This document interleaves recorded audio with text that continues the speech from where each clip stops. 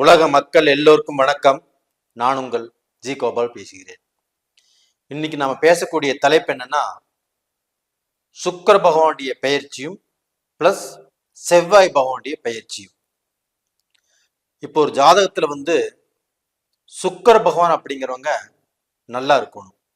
அப்படி நல்லா இருந்தா தான் திருமணம் ஆன தம்பதிகள் அவங்களுடைய வாழ்க்கையில சந்தோஷமாகவும் செழிப்பாகவும் வாழ்வதற்கு அந்த சுக்கிர பகவானுடைய அனுகிரகம் தேவை.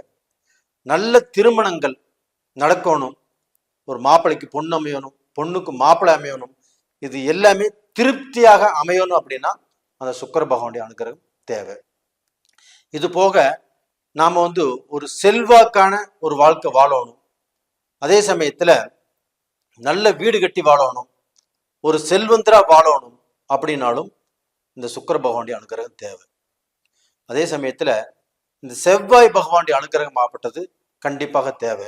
எப்படின்னா, ஒரு ஜாதகத்தில் செவ்வாய் பகவான் அப்படிங்கிறது ஆண்களை குறிக்கக்கூடிய கிரகம், அதாவது வரக்கூடிய கணவன்மார்களை குறிக்கக்கூடிய கிரகம்.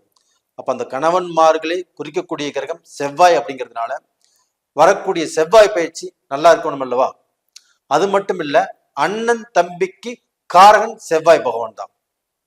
அதனால உடம்புல ஓடக்கூடிய ரத்தத்தையே அண்ணன் தம்பிகளுக்கு, அதே சமயத்துல அந்த கூட பிறந்த பிறப்புகளுக்கு எக்ஸாம்பிளா வச்சாங்க.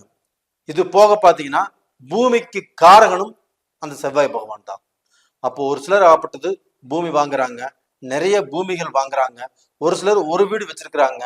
அந்த ஒரு வீட்டுல சந்தோஷமாக வாழணும் அப்படின்னாலும் அந்த பூமி சம்பந்தப்பட்ட கிரகம் செவ்வாய் நல்லா இருக்கணும்.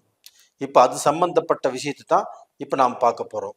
அப்ப இந்த சுக்கிர பகவானும் இந்த செவ்வாய் பகவானுடைய பெயர்ச்சி துலாம் ராசிக்காரங்களுக்கு எப்படி இருக்கிறது அதை இப்ப நாம் பார்க்கலாம். துலாம் ராசி, இந்த துலாம் ராசிக்காகப்பட்டது செவ்வாய் பகவான் ஆகப்பட்டது 7ஆம் வீட்டுக்குரிய கிரகம். அப்ப அந்த செவ்வாய் ஆகப்பட்டது இப்போ 6ஆம் வீட்டுல பெயர்ச்சியை இருக்கிறாங்க. அப்ப அந்த 7ஆம் வீட்டுக்குரிய கிரகம் ஆகப்பட்டது 6ஆம் வீட்டில் இருப்பது நல்லதா அப்படின்ட்டாலுமே கொஞ்சம் நாம எதையுமே யோசனை பண்ணி செய்யணும். எதையுமே நம்ம சுடுது மடிப்பிடின்னு செய்யக்கூடாது. அவசரமாக முடிவெடுத்து எதையுமே நம்ம செய்யக்கூடாது. தீர யோசனை செஞ்சு தீர ஆலோசனை செய்து அப்புறம்தான் முடிவெடுக்கணும். ஏன்னா 7ஆம் இடத்து கிரகம் 6ஆம் இடத்துல இருக்கிறது. அப்ப அதே சமயத்துல பாத்தீங்கன்னா அந்த 7ஆம் இடம் என்பது கலஸ்திரஸ்தானம், பார்ட்னர் சம்பந்தப்பட்டது, இதை குறிக்கக்கூடிய கிரகம்.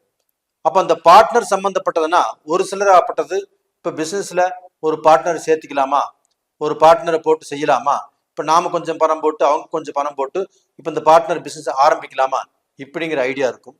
ஒரு சிலர் ஆகப்பட்டது அந்த பார்ட்னர் போட்டே பிசினஸ் பண்ணிட்டு இருப்பாங்க.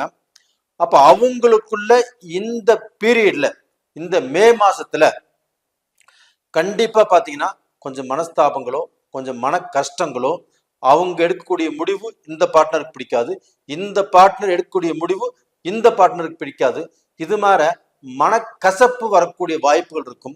அப்ப இதுல இடையில ஒரு 3வது மனுஷனை கொண்டு அவங்களை நியாயம் சொல்ல சொன்னால் கண்டிப்பாக அவங்கனாலையும் பிரச்சனை, சங்கடம், சலிப்புகள் வரக்கூடிய வாய்ப்புகள் இருக்குது. எப்படி பார்த்தாலும் பார்ட்னர்களுக்குள்ள முடிஞ்ச வரைக்கும் வாக்குவாதங்கள் இல்லாமல் 3வது மனுஷன் உள்ள கொண்டு வராமல் சகஜமாக போயிட்டா நல்ல விஷயம். அது அல்லாமல் 3வது மனுஷன் உள்ள கொண்டு அவங்க கிட்ட நியாயத்தை சொல்லி நியாயத்தை கேட்கும் போது சில பிரச்சனைகள் வரக்கூடிய வாய்ப்புகள் இருக்குது. இது போக பாத்தீங்கன்னா 7ஆம் இடம் என்பது கலஸ்திரஸ்தானம். அந்த 7ஆம் இடத்து அனுகிரகமாகப்பட்டது கணவன் மனைவி. அப்ப அந்த கணவன் மனைவிக்குள்ள இந்த காலகட்டத்துல பாத்தீங்கன்னா விட்டு கொடுத்தல் ரொம்ப அவசியம். கணவன் மனைவிக்கு விட்டு கொடுக்கலாம், மனைவி கணவனுக்கு விட்டு கொடுக்கலாம். 2 பேரும் விட்டு கொடுக்கும் போது நம்மளை சுத்தி வரக்கூடிய பிரச்சனைகள் தூரணிக்கும். அப்ப நம்மளை அந்த பிரச்சனைகள் ஆகப்பட்டது சேராது. அப்ப எந்த பிரச்சனைகளும் நம்மளை அண்டி அந்த பிரச்சனைகளால் நம்மளுக்கு சோதனையோ வேதனையோ கஷ்டமோ வர விடாமல் அதை நாம தான் பார்த்துக்கணும். ஏன்னா இப்ப இந்த வீடியோ பாக்குறீங்க இல்லையா, இந்த வீடியோ பார்த்து நீங்க என்ன விஷயம் தெரிஞ்சுக்கிறீங்கன்னா நம்ம குடும்பத்துல பிரச்சனை வரக்கூடாது அப்படின்னா அதற்கு வந்து பார்க்க போனா நாம ஸ்ட்ராங்கா இருக்கணும். அப்ப அந்த பிரச்சனை வருவதற்கு காரணமாக நாம இருக்கக்கூடாது. அப்ப ஏதாவது ஒரு சூழ்நிலையில ஏதாவது ஒரு பிரச்சனை ஒரு பேச்சுக்களாகப்பட்டது நம்மளை பேச வைக்கும். அப்ப அந்த சூழ்நிலையில நம்ம அந்த பேசாமல் நாம் முடிஞ்ச வரைக்கும் அமைதியாக இருந்துக்கிறது நல்ல விஷயம். இது ஆணுக்காகட்டும் பெண்ணுக்காகட்டும் இது ரொம்ப ரொம்ப முக்கியம். அது போக பாத்தீங்கன்னா இவங்களுக்கு வந்து சுக்கிர பகவான், துலாம் ராசியின் அதிபதி சுக்கிர பகவான். இந்த சுக்கிர பகவான்னாவே அதிகமா நல்லது செய்யக்கூடிய எண்ணங்கள் சுக்கிர பகவானுக்கு இருக்குது. அது போக தன் குடும்பத்தை, தன் குடும்பம்னா அப்பா அம்மா அண்ணன் தம்பி அக்கா தங்கச்சி தான் எல்லாத்துக்குமே நல்லது செய்யக்கூடிய எண்ணம். அது போக தன்னுடைய உறவினர்களுக்கும் சரி, தன்னுடைய நட்பு வட்டாரத்துக்கும் சரி, எல்லாத்துக்குமே நல்லது செஞ்சு பேர் வாங்கினவங்க தான் இந்த துலாம் ராசிக்காரங்க. அப்படிப்பட்டவர்களுக்கு அவங்க யாராலையுமே இப்ப எப்படின்னா உறவுக்காரங்கனால, பழக்க வழக்கங்களால, குடும்பத்தில் உள்ள அண்ணன் தம்பியினால, அக்கா தங்கச்சியினால இவங்களுக்கு ஒரு நல்ல பேர் கிடைத்ததாக சரித்திரமே இல்லை. அப்ப இவங்க எல்லாத்துக்குமே உழைத்து ஓய்ந்து அவங்களுக்கு எல்லாமே செஞ்சு கடைசியில வேறு ஆளை திரும்பி வர்றவங்க தான் இந்த சுக்கிரனுடைய ஆதிக்கம் படைத்தவர்கள். அப்படிப்பட்டவர்களுக்கு இந்த 7ஆம் இடத்துல இந்த சுக்கிர பகவான் ஆப்பட்டது பெயர்ச்சி ஆகி இருக்கிறதுனால அப்ப இந்த 7ஆம் இடத்து அனுகிரகமாகப்பட்டது கண்டிப்பாக கலஸ்தரஸ்தானத்துக்கு இந்த சுக்கிரனாகப்பட்டது 7ஆம் இடத்துல இருந்து 7ஆம் பார்வையாக அந்த துலாம் ராசியை பார்க்கறதுனால திருமணங்கள் கை கொடுக்கக்கூடியவர்களுக்கு வாய்ப்புகள் இருக்குது. அது போக இப்ப இந்த மேச ராசியிலேயே குரு பகவான் இருக்கிறாங்க. அவங்க மே 1 ரிஷப ராசிக்கு பயிற்சி ஆயிடுவாங்க.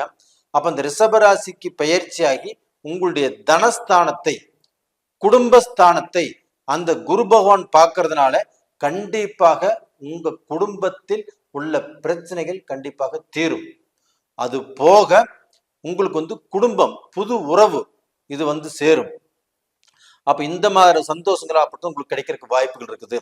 இது போக பாத்தீங்கன்னா நீங்க தொழில் செஞ்சுட்டு இருக்கிறீங்க, ஒரு பிசினஸ் பண்ணிட்டு இருக்கிறீங்க அப்படின்னா அந்த பிசினஸ்ல அதிகமா இன்வெஸ்ட் பண்ணியோ அந்த பிசினஸை இப்ப டெவலப் பண்ணலாம் நினைக்கிறதுங்கிறது இப்போதைக்கு வேண்டாம். இன்னும் 1 மாசம் 1.5 மாசம் கழிச்சு நீங்க அதை பண்றது ரொம்ப நல்ல விஷயம்.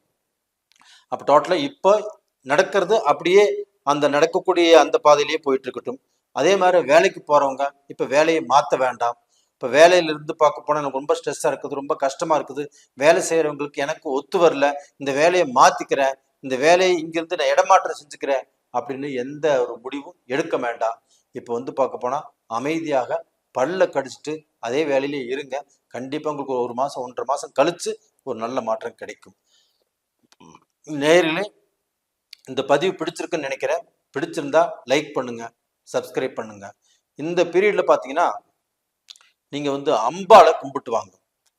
அப்ப அம்பாள் அந்த துர்க்கை அம்மனை கும்பிட்டு வர்றது உங்களுக்கு வந்து இருக்கக்கூடிய அந்த கஷ்ட காலத்திலிருந்து விடுதலை ஆகக்கூடிய அளவுக்கு, அந்த கஷ்டத்தால் நீங்க பாதிக்காத அளவுக்கு சூழ்நிலைகள் உருவாகும். அதே சமயத்துல இப்போ அந்த துலாம் ராசிக்காரங்களாகப்பட்டது அர்த்தநாரீஸ்வரர் அவரை கும்பிட்டு வந்தா கண்டிப்பாக உங்களுக்கு இருக்கக்கூடிய பிரச்சனைகள் ஆகப்பட்டது மழை போல் இருந்தாலும் பனி போல் நீங்கும்.